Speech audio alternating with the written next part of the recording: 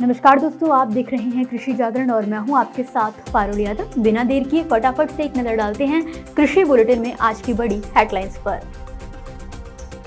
किसानों के लिए स्मार्ट विलेज बनाएगी सरकार, मिलेगा मुफ्त बिजली और पानी। आयुष मंत्रालय ने की आयुर्वेद फॉर वन हेल्थ अभियान की शुरुआत। जड़ी बूटियां उगाकर पैसे कमाएंगे किसान। 100 रुपए की पार पहुंच सकती है प्याज की कीमतें, जनवरी तक नहीं होगी रेटों में कमी। उड़ीसा में पैक्स को बनाया जाएगा अनाज भंडारण केंद्र।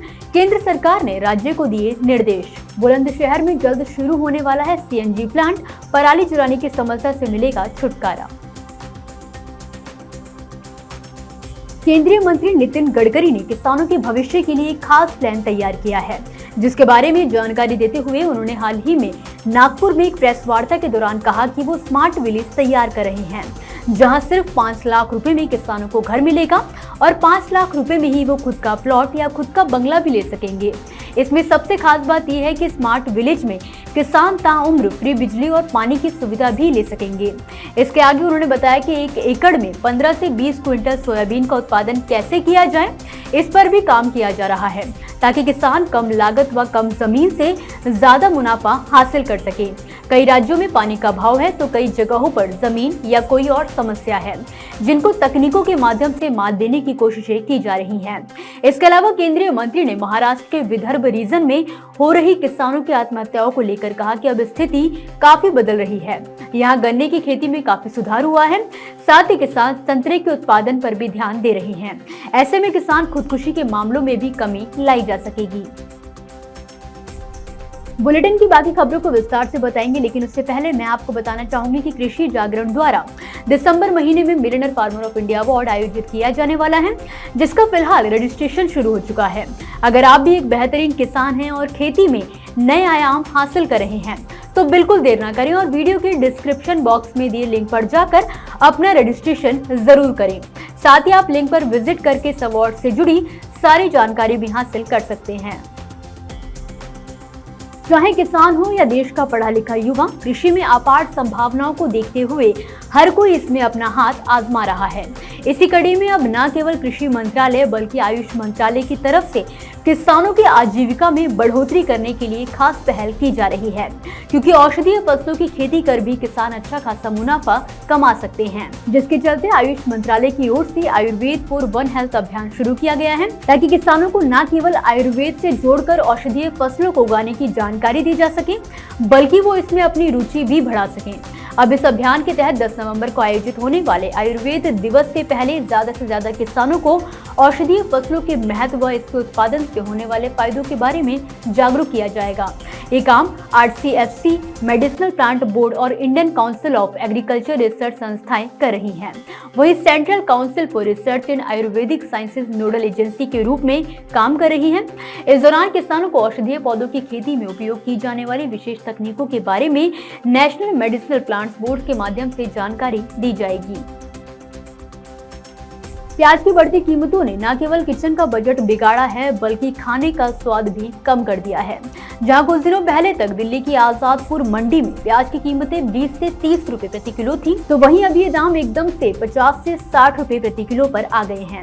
वहीं लोगों के घरों तक पहुंचते पहुंचते प्याज के रेट 60 से 70 रुपए प्रति किलो तक पहुंच जाते हैं।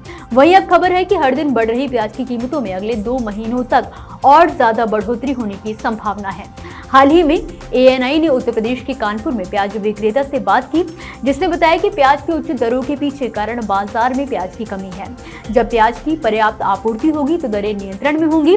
हालांकि नई उपज नवंबर-दिसंबर तक बाजार में आ जाएगी, जिसके चलते आगे प्याज के रेट 100 रुपए प्रति किलो तक पहुंचने की भी संभावना है। वहीं महाराष्ट्र में प्याज व्यापारियों का कहना है कि इस साल एक तरफ किसानों ने प्याज कम उगाया है, तो वहीं कई जगहों पर ज्यादा बारिश की वजह से प्याज बर्बाद हो गया। वहीं विशेषज्ञों की माने तो अब अगले साल 15 जनवरी तक प्याज की कीमतों में सुधार आने की उम्मीद बहुत कम नजर आ रही है। अनाज की बर्बादी को रोकने के लिए इसके भंडारण पर खास ध्यान दे रही केंद्र सरकार ने हाल ही में उड़ीसा सरकार को जरूरी दिशा निर्देश जारी करते हुए कहा है कि राज्य सरकार प्रदेश में प्राथमिक कृषि सहकारी समिति यानी कि पैक्स स्तर पर खाद्यान्न भंडारण क्षमता के निर्माण के जरूरी कदम उठाए। इसके लिए केंद्र ने राज्य को प्रत्येक जिले में 5 प्राथमिक समितियों की पहचान करने को कहा है, जिसे अनाज भंडारण केंद्र के तौर पर विकसित किया जा सके। खास बात यह है कि इन सुविधा केंद्रों में फंडिंग केंद्र सरकार की ओर से की जाएगी और इतना ही नहीं, इन सभी पैक्स के चयन के लिए कुछ जरूरी मानदंड रखे गए हैं, जिसके मुताबिक जिन पैक्स के अधिकार क्षेत्र में न्यूनतम 50 डिसमिल खाली होगी उनका ही चयन किया जाएगा, ताकि वहां पर 500 टन से 2000 टन तक की भंडारण क्षमता का निर्माण किया जा सके। योजना के तहत पहले चरण में मयूरभंज जिले के बैसिंगा बड़े क्षेत्र बहुउद्देशीय सहकारी समिति का चयन एक पायलट प्रोजेक्ट के रूप में किया गया है। यहाँ पर इस तरह की सुविधा विकसित की जा रही है और इसके बाद ही राज्य के बाकी हिस्सों में काम शुरू किया जाएगा। उत्तर प्रदेश के बुलंदशहर में जल्द ही बुलंद बायोगैस प्लांट की शुरुआत होने जा रही है, जिसके बाद राज्य में न केवल किसानों को पराली जलाने से छुटकारा मिलेगा, बल्कि प्रदेश में पराली से सीएनजी का उत्पादन भी हो सकेगा। इसके साथ ही शुद्ध जैविक खाद का भी उत्पादन होगा।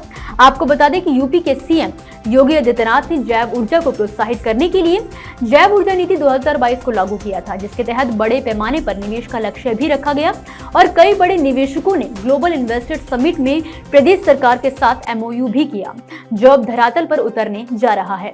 योगी सरकार ने हर तहसील में बायोगैस प्लांट का लक्ष्य रखा था, जिसमें से कुछ जल्द ही शुरू होने की तैयारी है। इन्हीं प्लांट्स में बुलंद बायोगैस प्लांट का भी नाम शामिल है, जिसकी स्थापना ग्राम लोहगला तहसील में हो रही है। बुलंद बायोगैस ने प्रदेश सरकार के साथ 18.75 करोड़ रुपए का एमओयू किया था, जिसकी कॉस्ट बढ़कर अब 21 करोड़ रुपए हो गई है। ये प्लांट दिसंबर में अपना उत्पादन शुरू कर देगा।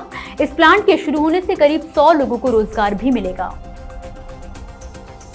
तो दोस्तों, आज के कृषि बुलेटिन की बड़ी खबरों में फिलहाल के लिए बस इतना ही। आप मुझे दीजिए इजाजत और खेती किसानी से जुड़ी हर अपडेट के लिए देखते रहिए कृषि जागरण। धन्यवाद।